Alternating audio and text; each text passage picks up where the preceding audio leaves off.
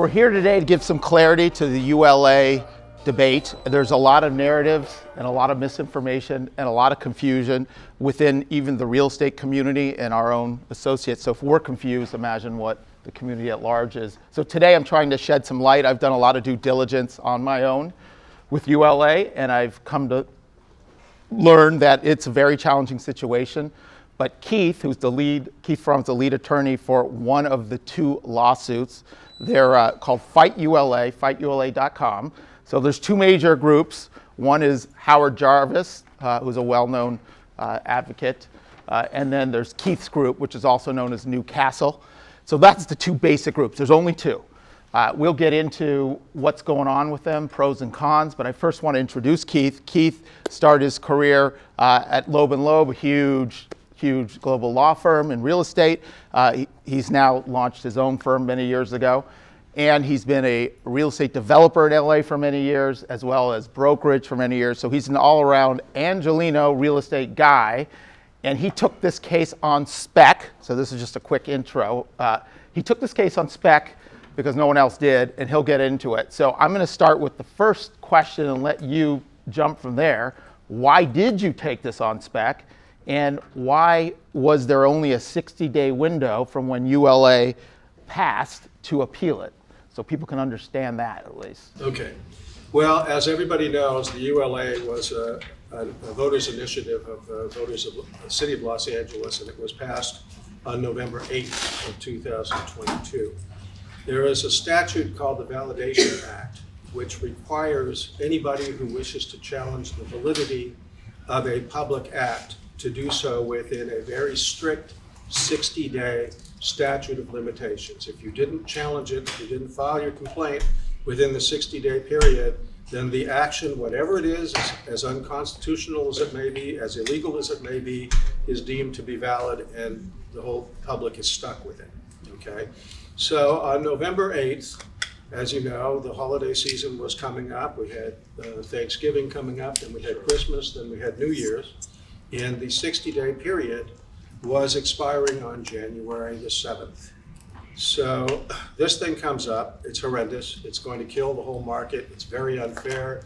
It violates, in my opinion, so many provisions of the US Constitution and the California Constitution. And unless somebody did something in that 60-day period, it was going to be the law forever, and it was going to kill the real estate community to the tune of estimated $600 million to $1.1 billion every year ad infinitum.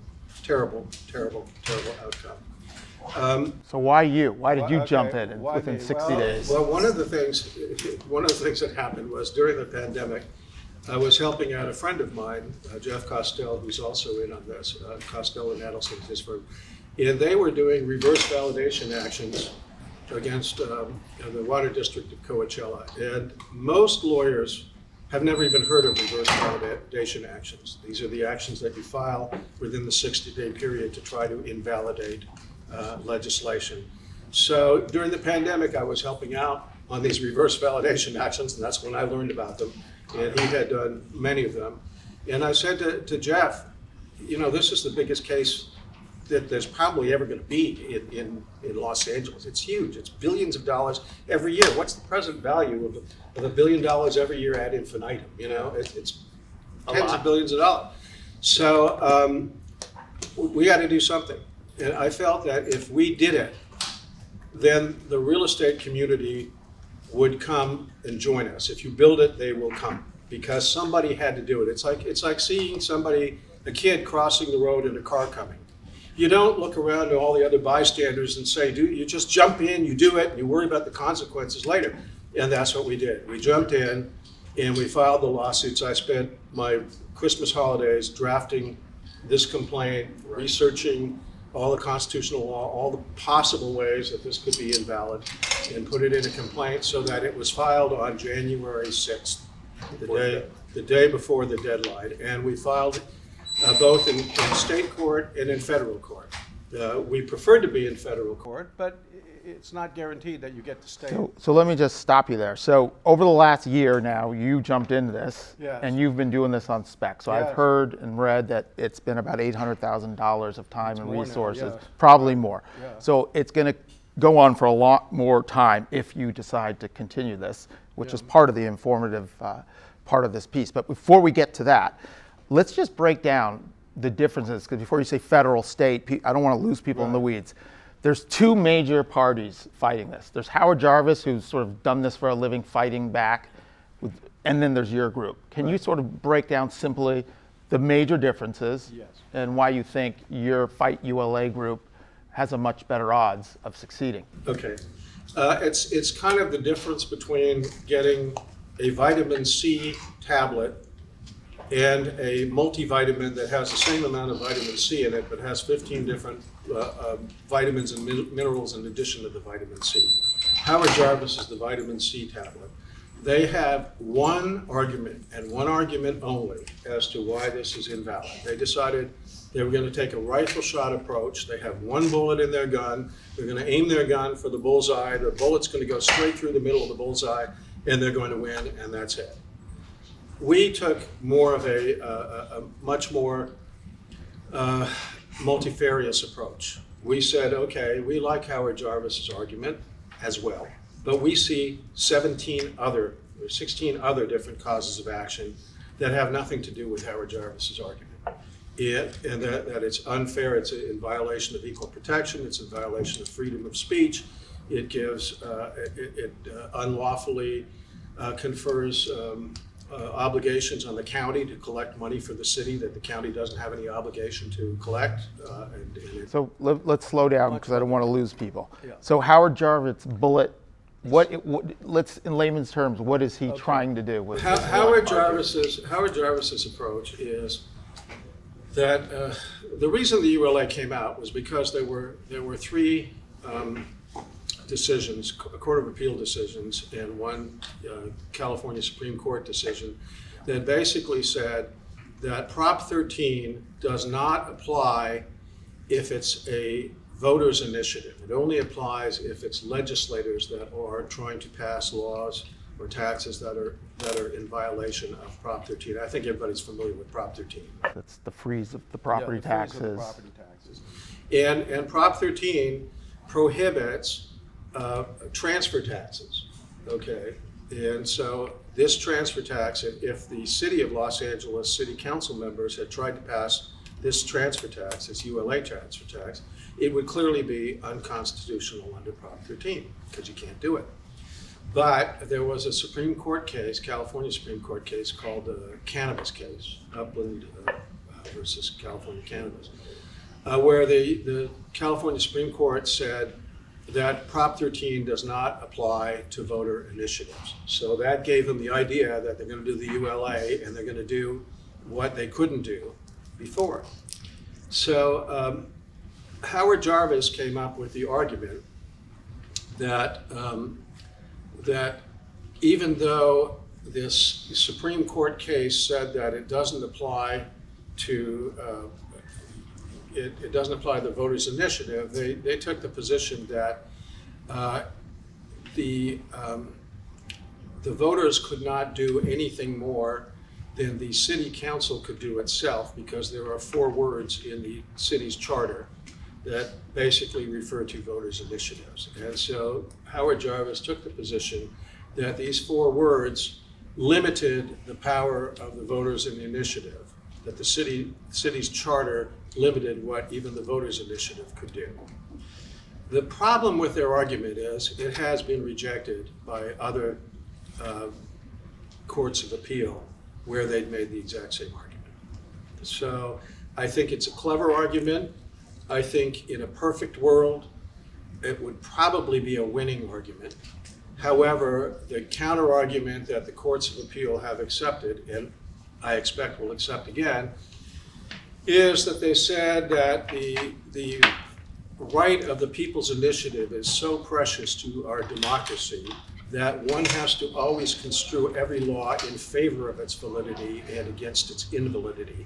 And therefore, these 4 words from the city's charter from 1911 were not sufficiently unambiguous to rule out an initiative as valuable to the public and to democracy as the ULA initiative. That's their argument. That was an argument that was accepted in a case called it was the city and county of San Francisco a couple years ago. And they made the exact same argument because the same words appeared in the San Francisco charter. Okay. And so that, I think, is where the Howard Jarvis argument is going to end at the upcoming hearing. Now, we have made the same argument, but we made 16, 17 other arguments as well. So what are some of those key arguments? Some of the main arguments are that it violates, the ULA violates equal protection, because there was a case, a 1935 case, that says that where you have a tax that is based on gross sales, not income tax or not net proceeds like a capital gains tax, where in this case you could have gross sales and lose money, and still get taxed. There may be people who have no equity in their properties, and they have to come up with money from nowhere to pay the ULA tax. If you had somebody, for example, that bought their property the day before the tax and wanted to sell their property the day after their tax, and all they wanted to do was get their money back, they'd end up having to pay 4% or 5.5% just to get back to where they were before. It's just strictly, it's confiscatory is really what it is. They've taken that. So that's one of the arguments we made, that it violates equal protection based on that 1935 case. Another argument is that it's unlawful retroactive legislation.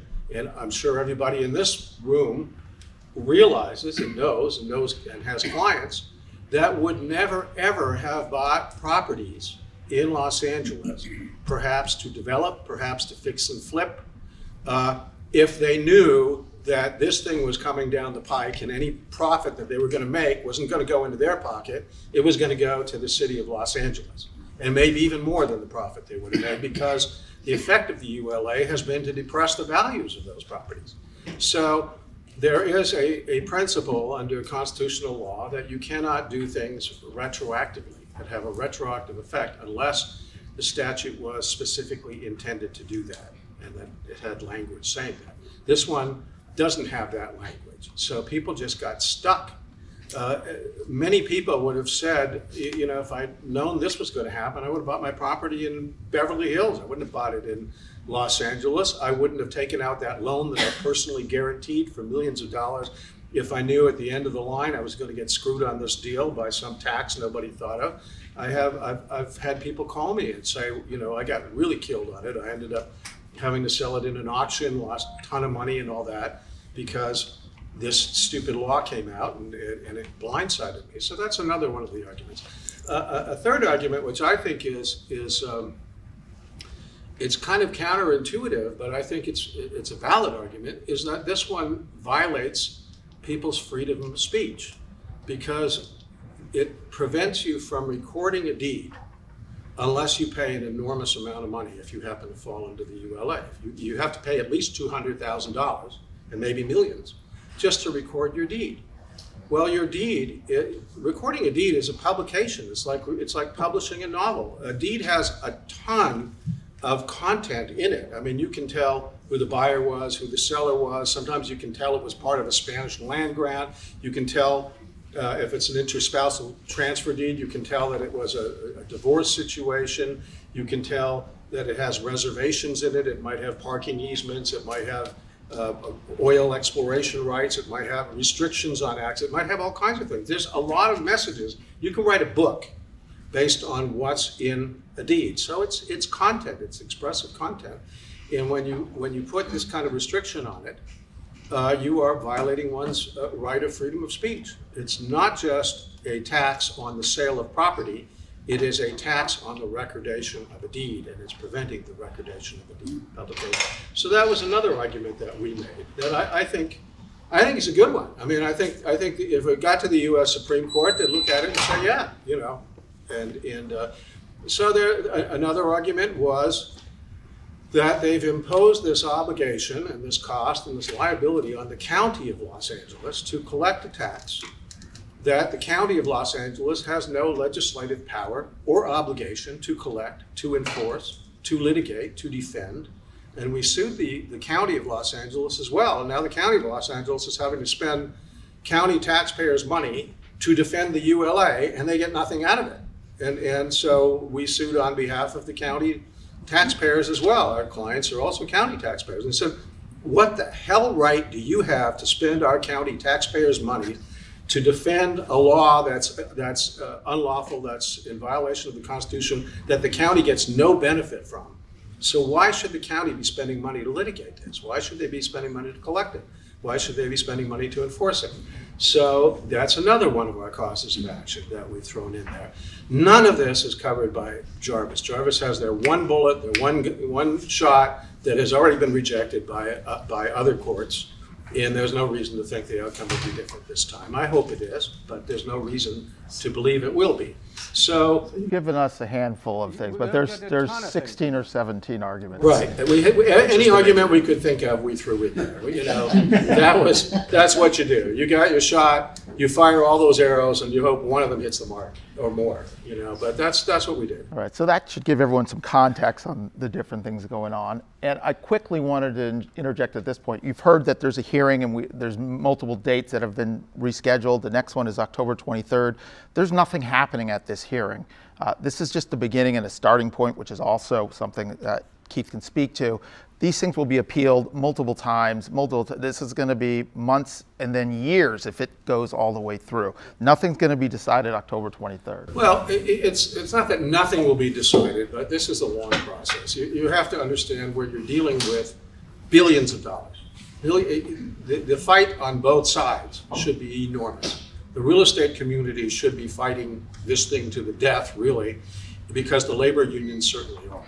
And the labor unions are the ones behind the ULA, and they're fighting to get all of that money, basically, for their members to supposedly build these platinum-plated, properties for homeless people. It's really not about the homeless. It's about the labor unions versus the real estate community.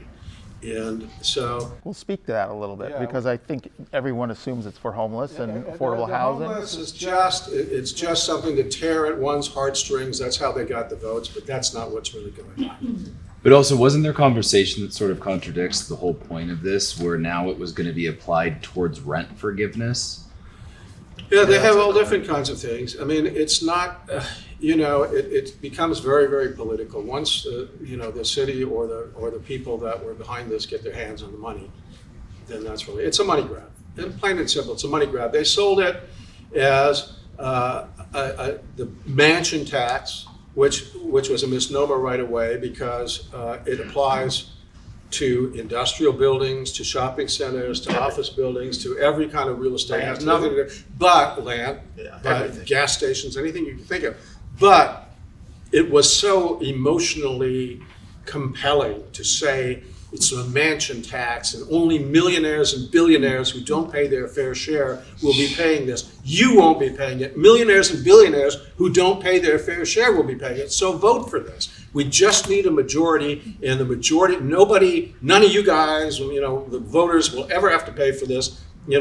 Only the small 1% will have to pay for it. And that's By the way, I've done due diligence. It actually, the pamphlets promoting it say, millionaires and billionaires who don't pay their fair share will pay for it. It's in quote, it says that. And in some cases, there may be some mega millionaires and billionaires involved. But I think in all of the city of LA, as we all know, there are some people that it's their life savings and their family's inheritance. And not that it's an insignificant amount of money, but $5 million, but it's not necessarily going to make you and your family a mega millionaires and billionaires. You may not have any equity in your and that's not even the point. I think the point you're making is the unions are going to get a lot of money from this for what? For building? For building things that really can't be built cheaply, that will not solve the problem. There was a good article in the Sacramento Bee talking about nonprofits there and what it costs nonprofits to build housing for the homeless.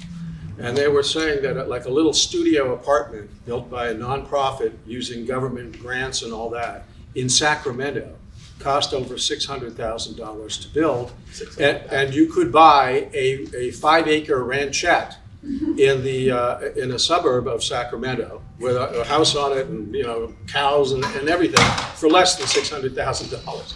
So that tells you, and somebody like a professional builder like K&B Homes or K&B Builders or the builder, they can do the same thing for like less than $300,000. So it was so inefficient. They have to use union labor. They have to have all these different benefits to the unions, or pension funds, minimum wage for the union. That it costs so much that it's completely dysfunctional. It's simply a money grab from one group of people to another group of people. So we're going to open it up to Q&A in a sec. I just want to end this. Thank you for that information.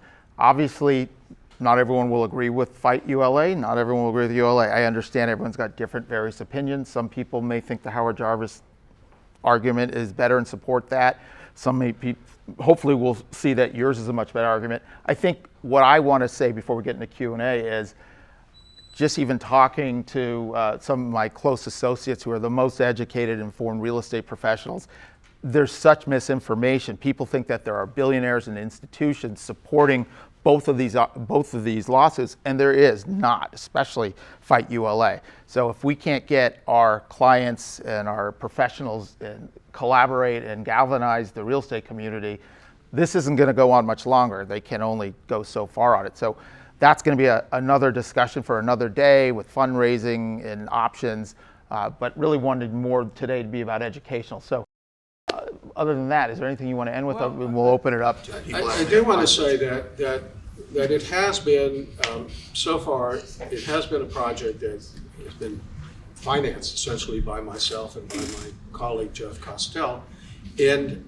not so much by the real estate community. Frankly, it's been a disappointment to us that a lot of people think, well, it's taken care of. We don't need to do anything. It's all taken care of. We're protected. Somebody else is fighting for us. Nobody is fighting for you except us. That's it. And if we run out of gas, you're done. You, your clients, the commercial buildings, everybody is done. We're out there. I feel like the Ukrainians. We're out there fighting for our lives, fighting for the lives of the real estate community, and we need your help. We need the help of your clients. We need all of your help to spread the word, to raise some money for that. We expect it'll cost, to get through the trials, about $3 million. And so far, Jeff Costell and I have laid about $1 million out in terms of our labor and other hard costs. We can't keep doing it. And on top of that, we don't really have any motivation. It's not just our fight. We don't own billions of dollars worth of buildings that we're going to save any money on. So Fight ULA versus City of LA is like Putin in the oil arcs going after Ukraine. I like the analogy. Now one irony is that 20 years ago, I had 2 lawsuits against the city of Pacifica having to do with constitutional issues, just like these, okay? And I won the trials in both of them, one in state court and one in federal court. And the lawyer that happened to be on the other side of those 2 cases, lo and behold, this is like one of those movie ironies, is the same as the head lawyer that's representing the city on this one. So I have beaten him before, I can beat him again. But I need your help. I'll also say the city has, several large law firms and millions of dollars supporting this. And it's him and his partner that are fighting for it. But we can win it. I mean, look, the other side of it, people keep saying, I've heard from other people that they've seen a podcast or something that says, on October 23rd, it's all done, the verdict comes out, it's all taken care of. No, this is a long fight. Billions of dollars are involved. Whoever loses any step of the way is going to appeal it. The only time this thing is going to be over, unless we run out of money, is, that is a very near future, good possible chance. But assuming we didn't, the only time this is going to end is when the U.S. Supreme Court either decides to take the case and decides the case, or decides not to take the case, and whoever won before that ends up being the winner. That's it. So this could go on for So this is going to go on. This is going to go on If for several. successful. It's going to go on for several years, no matter what happens. So on October 23rd, what they, the other side, a few things have happened. The city has moved for judgment on the pleadings. It's basically they're saying that even if everything in the pleadings is true, then we haven't stated any cause of action. That all of our cause of action are nonsense. They're not legally valid. We're fighting that, of course. Howard Jarvis filed their motion for judgment on the pleadings, saying that their one argument is valid and the ULA should be declared invalid based on their one argument. So I think that what's going to happen on October 23rd is either Howard Jarvis is either going to win or they're going to get knocked out, and then they're done. I think they're going to get knocked out, and then they'll be done. And I'm hoping that, I expect maybe some of our arguments will get knocked out, but I'm hoping some of them don't.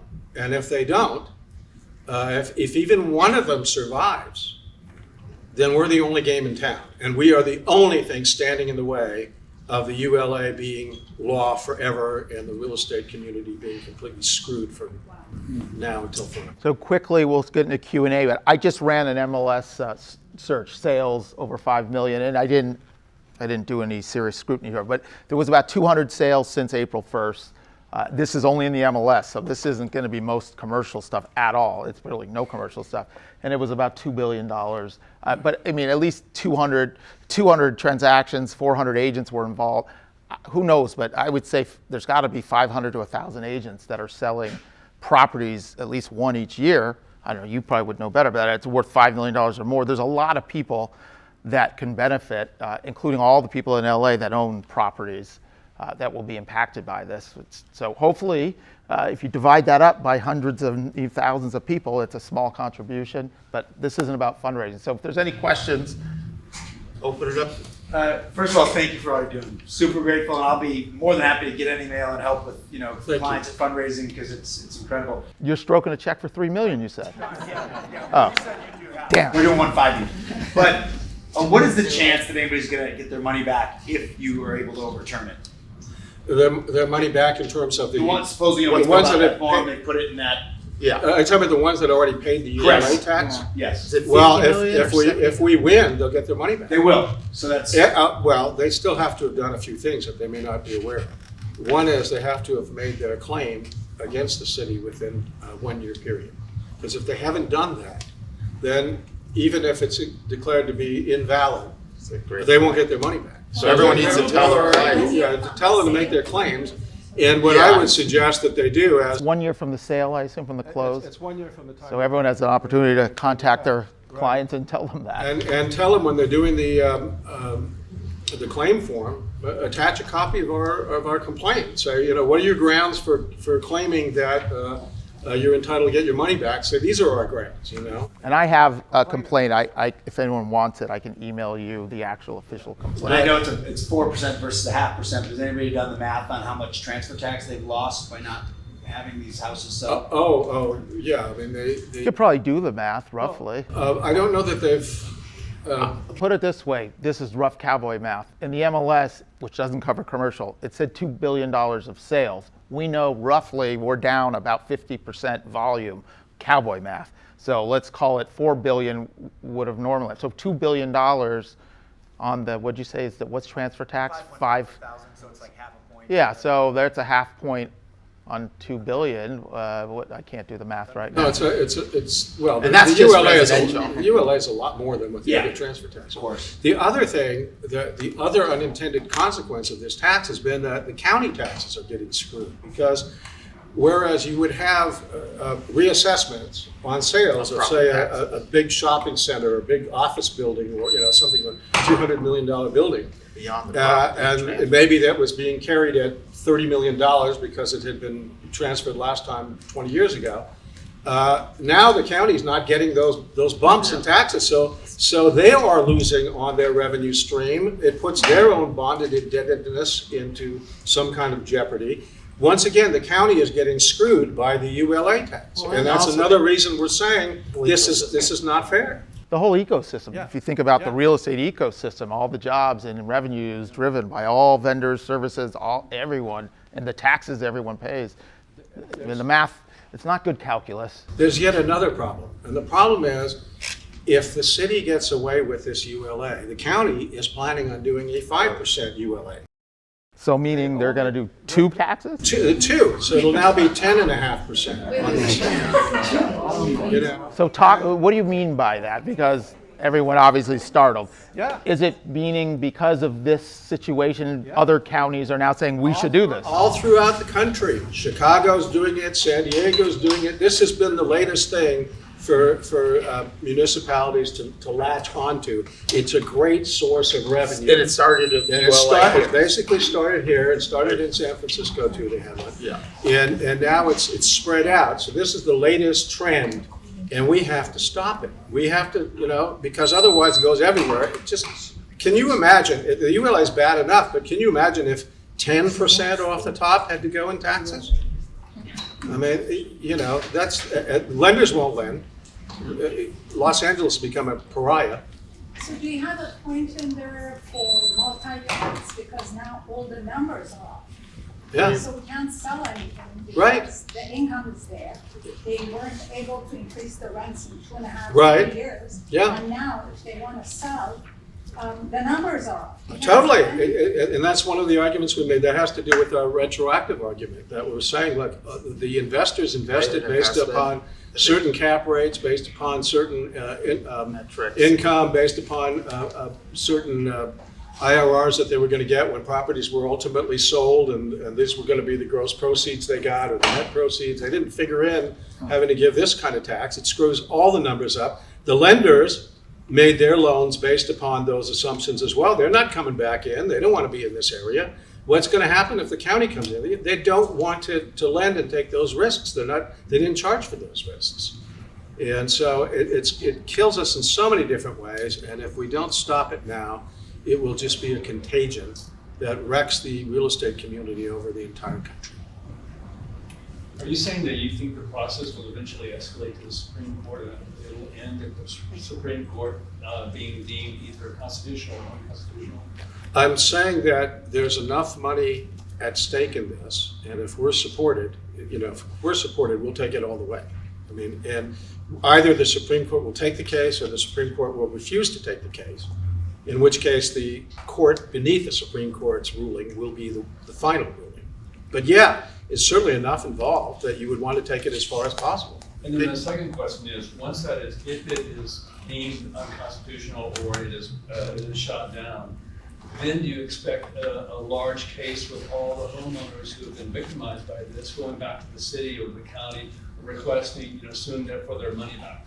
Well, I think that the first step is, what we've asked for essentially is a declaration that says that it was invalid and that they should disgorge themselves of all the money they took from the people. Return it. So that just leads to the process as to whether everybody made their claims in time under the year statute.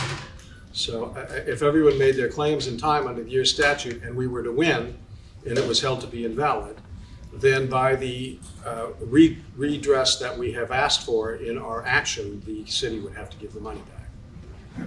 How do you get that claim? Do you need to hire an attorney or is there? There is a form for it.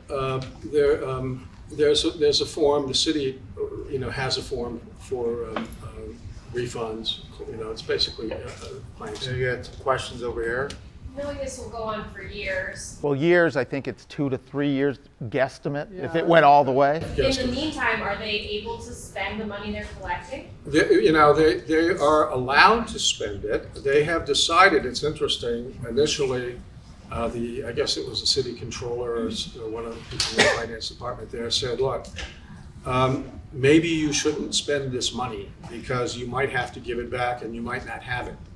So we recommend you kind of hold on to it. So what Karen Bass has decided to do is she said that, well, I think we can comfortably spend $125 million a year because we get federal grants and we get some other stuff too. So if we had to give the money back, we'd have other sources to do it. So they're taking about $125 million a year right now out of the ULA funds to. And that was, I think, to your point, that I've read that right now it's going to rent.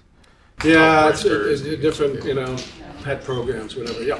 Another question I have, if you're saying that you only need $2 to $3 million, and you're saying that we're down, by about $2 billion in sales volume year over year since this was implemented, why would firms such as Compass, Douglas Elliman, et cetera, not be backing you guys? It's a damn good question. We've been making the rounds.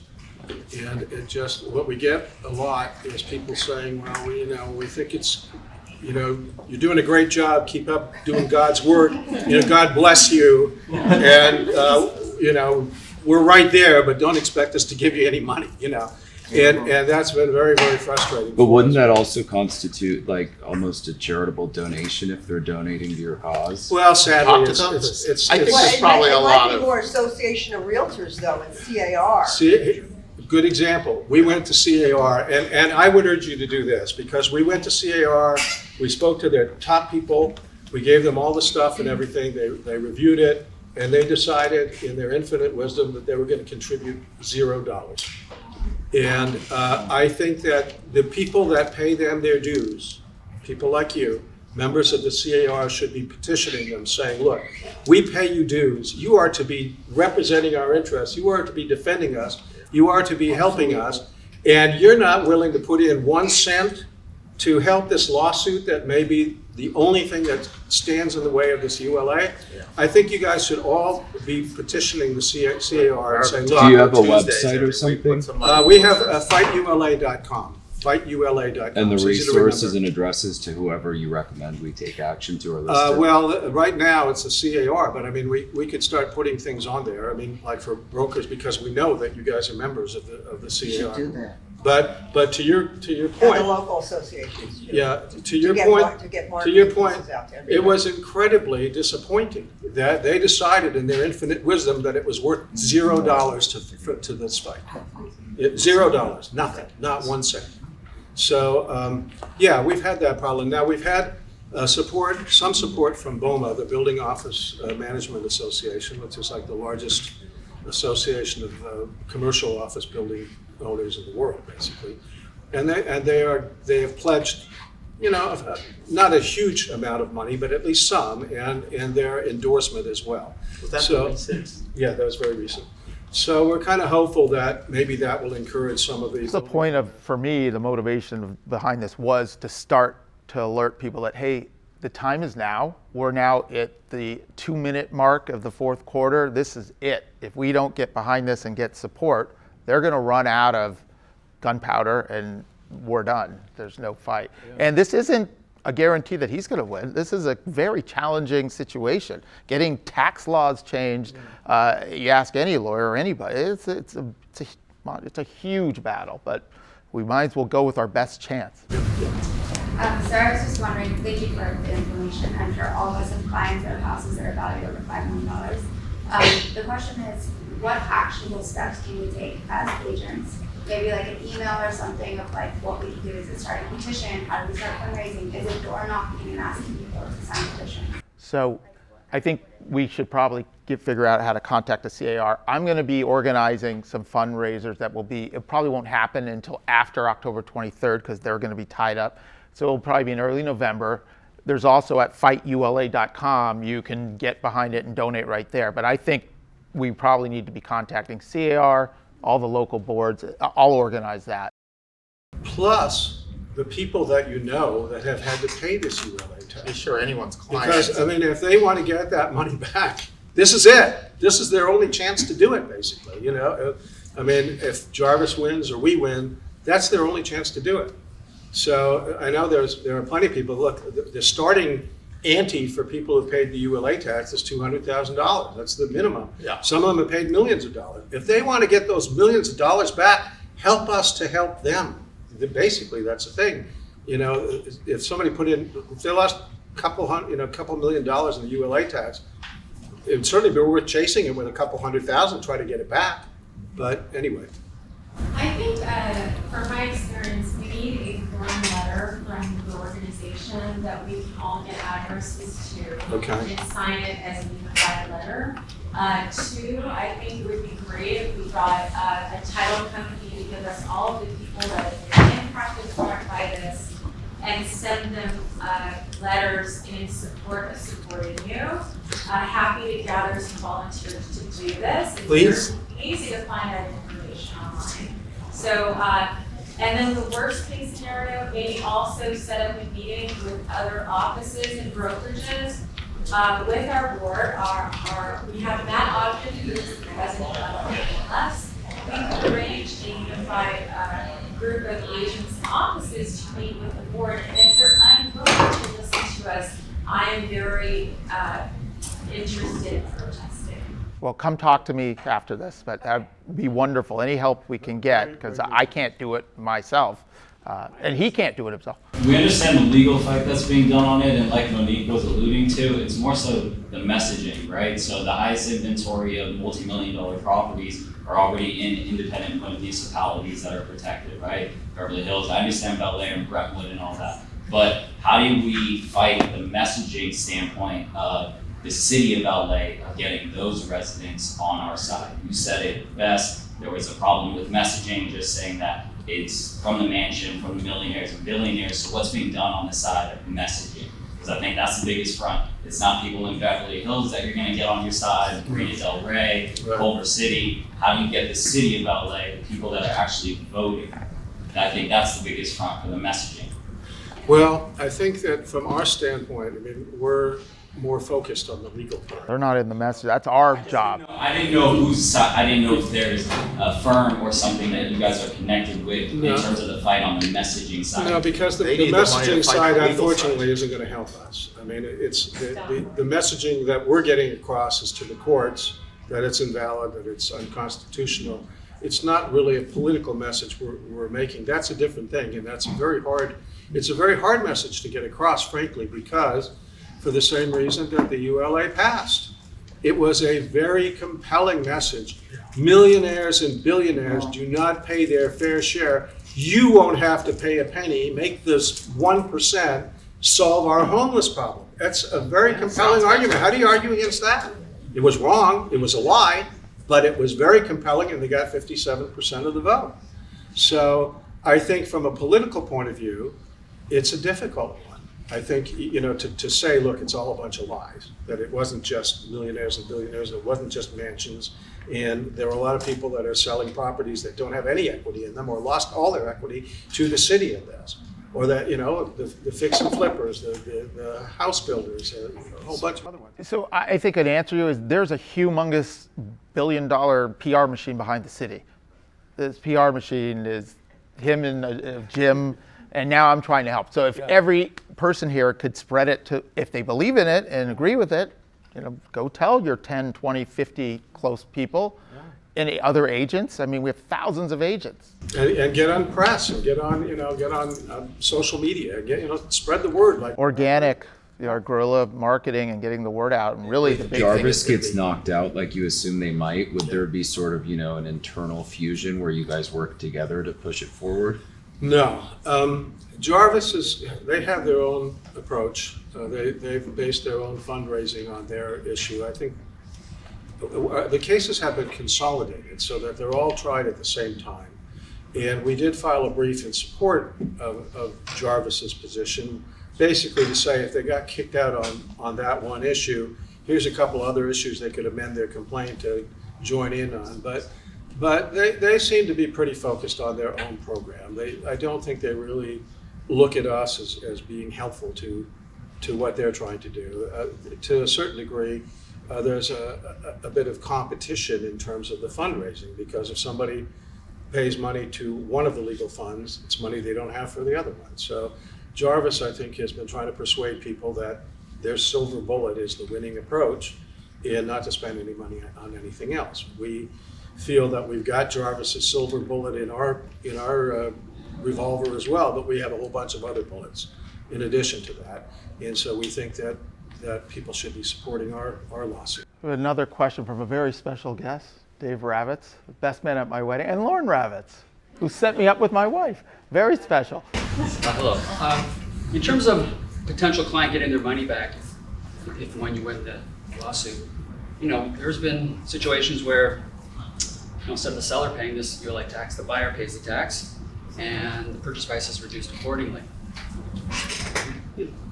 The seller benefit, you know, is it the buyer, the seller? Who's filling out that claim form? Those are interesting questions. I mean, you know, if I were a person who felt that they paid the tax, I would make a claim no matter what the situation is, and let it be sorted out later on down the line.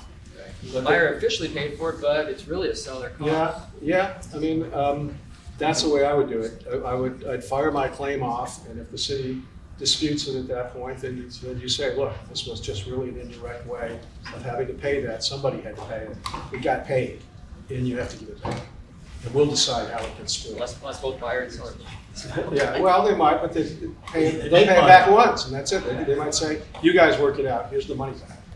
And to piggyback on his question, whereas before a lot of back channeling of paying these closing costs in advance to get the purchase price reduced was done, even more so now it's at the forefront where we're seeing transactions trade at significantly lower numbers because of this. Right. Where does that fall into the lawsuit on the comps and just, I mean, something just happened today that was shocking, but how does that play into the argument being made of this is, you know, ruining the comps? Yeah, well, one of the arguments that we made in our complaint was that the very existence of this unconstitutional and illegal tax had the effect of reducing the property values of the properties that would be affected by it.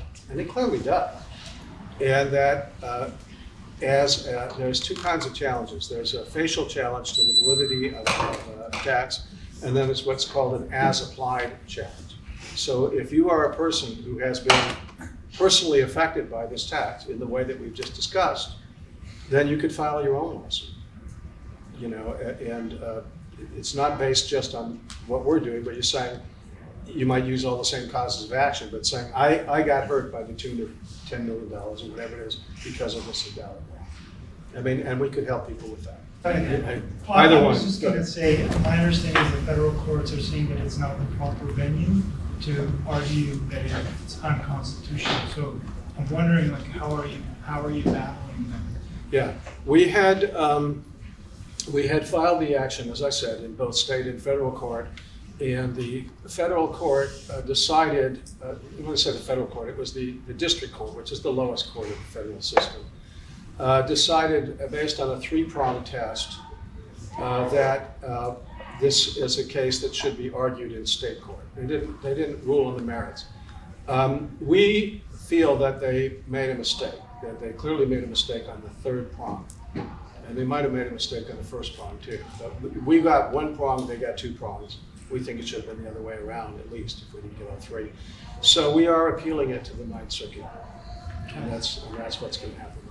But Mike, just a follow-up to that is, my understanding is they say that the federal courts wouldn't be the proper venue because that's where justice goes to die, right? So, I mean... No, I think that the ruling was based on something called the Tax Injunction Act, okay? And what the Tax Injunction Act, it's a federal statute that says if you are challenging a state tax,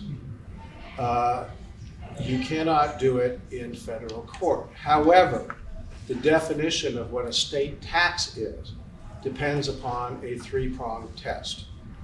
It's called the Dark Brothers test. Now that some time has passed and we've seen that sellers are resistant to sell and that the volume at 5 and 10 million is way down, I'm just curious, has the city had any willingness to negotiate or change their position? Are they just doubling down hard and feel like people will sell eventually and we'll get their money? They feel, look, this is the long haul. They're saying that sooner or later, people die, people get divorced, people have family formations, people have family dissolutions, they want to move, they get transferred, whatever it is, that over a period of infinity, things will go back to the normal process of people buying and selling houses. And so it doesn't matter what happens now, it doesn't matter what happens next year, 2 years from now, maybe even 5 years from now, they're going to get their money. It seems like if they lower their percentage, it would be... Well, I think that's logic. Yeah, I think in terms of logic, a lot of people have said, well, we already have transfer tax. Why didn't they just increase it a little and spread it out over everyone? But anyways, it's not about, that's not an option at this point. Do you know where, I mean, I like her very much, but do you know where our mayor stands on this specifically? She wants the money. Yeah, as much as she can get. I mean, the homeless thing is, it's probably gonna make or break her next campaign, so. Yeah, look, so much of it is for show, really. This isn't going to solve the homeless problem. I know, it's all, Yeah. Any other questions? Steve, is there anything you know about this new judge that would the be in judge favor or situation. not? I know the second judge is very controversial right now. Yeah, we didn't find anything about her that we felt we should object to, okay? This is so political, there's so much money at stake. Things go on behind the scenes that didn't smell right. I mean, I don't know if you were following the selection of the judges, but I know we spoke about this a little bit before, but I'll tell you a little bit about it. Initially, we had this judge, and it took a lot of maneuvering. We had to do related cases and all that, bring our case in with Jarvis to finally get before this judge. It was a judge named Curtis Kin, who was a judge of Korean descent, immigrant family from Orange County, a Republican property rights kind of a guy, went to USC, went to Stanford Law, was on the TV show Big Brother, so we liked the limelight. We thought he was the perfect judge for us. I mean, we were happy to have him. Okay, so we thought at the trial level we couldn't do any better than this guy. And then mysteriously, they just decided to move him. They transferred him right out of the case. And so who did they bring in? Well, just to let you know, like the unions in this case who are backing the ULA are represented by the law firm Irell and Manella, which is a very good law firm, big law firm. And so who do they bring in as the next judge? But a judge who spent his entire career at Irell and Manella, who was a partner of the head lawyer for the case. They'd done 25 cases together. They'd written books together. They had, they were best buddies. And so at that point, we didn't have any more peremptory challenges, but I said stuff in the newspaper. Said, come on, this does not look fair. Why not put one of the Irell guys up on the bench and let him decide the case? So but even with the publicity, the judge still didn't disqualify himself. I said, look, I don't know anything about this judge. He could be the most impartial guy in the world, but the appearance of this really stinks. You take away a property rights judge, you put in a judge that came from the law firm on the other side, doesn't look good. It stinks. It absolutely stinks. It stinks of political, stuff that's going on behind the scenes. Anyway, the Jarvis people still had a peremptory challenge left. So what they did was they sent in something. They said, look, we're challenging it based on the appearance. It doesn't look like, it doesn't have the appearance of impartiality. But if the judge won't recuse himself, we ask him to recuse himself, but if he doesn't recuse himself, we're going to exercise our peremptory challenge. So he's gone anyway. So the judge has a choice. He can either go gracefully and look like he's going and doing the ethical thing, or he can go the other way, but he's still going. So anyway, the judge did the ethical thing, and he recused himself, and that was it. So he left, and then we got this other judge now. Her name is Barbara Shepard, and she, from what I can see, she's a very tough judge. She's very, very strict constructionist. She went to Notre Dame Law School, and she was a U.S. prosecutor. She did work for the city of Los Angeles, which we would have thought was not necessarily a plus, but she worked in the Inspector General's department for the police department. So she would have been the one that would oversee police misconduct and settlements for police misconduct. So we thought, well, she doesn't look at the city with rose-colored glasses. She could see that city people can do bad things. So we didn't see a reason particularly to try to get her disqualified. So we hope she's going to be good. She's the judge right now. First of all, thank you for doing that work on the judge, because I worked on a case for 4.5 years, and I have to tell you, it all came down to the judge.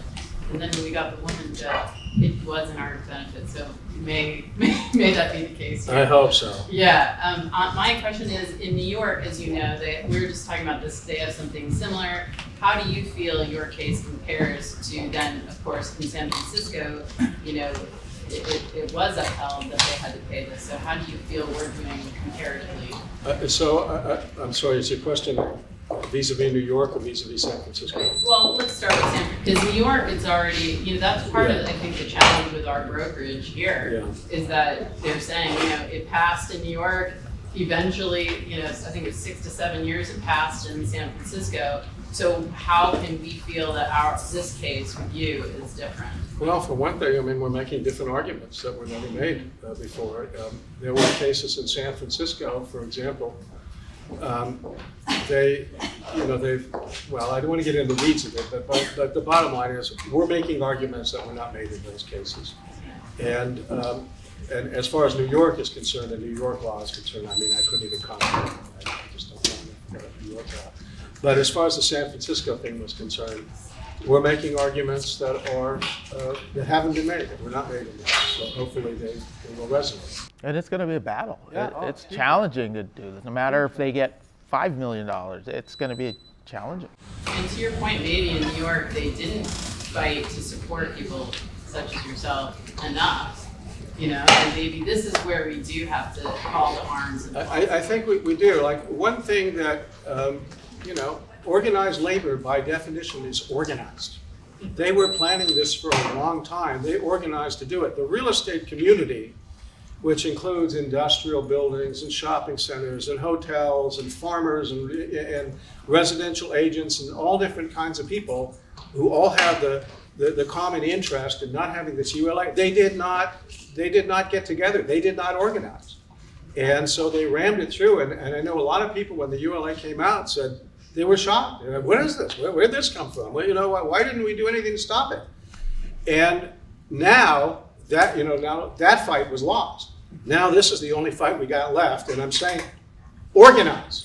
Real estate guys, organize. So I want to thank you for coming and spending your time. If you have more questions, you can find him or reach out to him.